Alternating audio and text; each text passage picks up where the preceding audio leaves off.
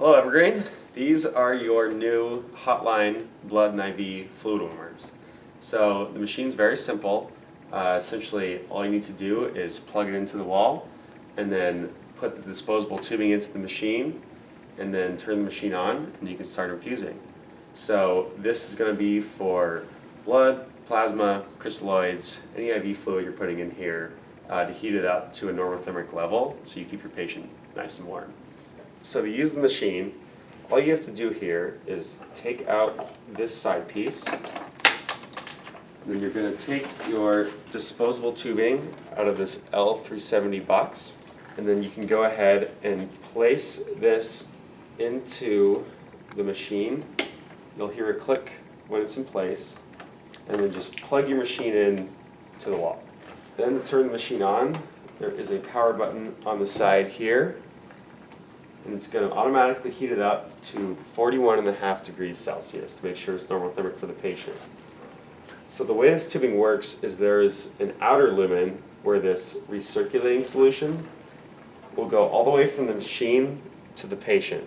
So you can be sure that your fluids are going to be normothermic all the way up to the patient end. You can prime this before or after you put it into the hotline. And then once the machine's on and functioning properly, you can go ahead and plug this in to your IV set.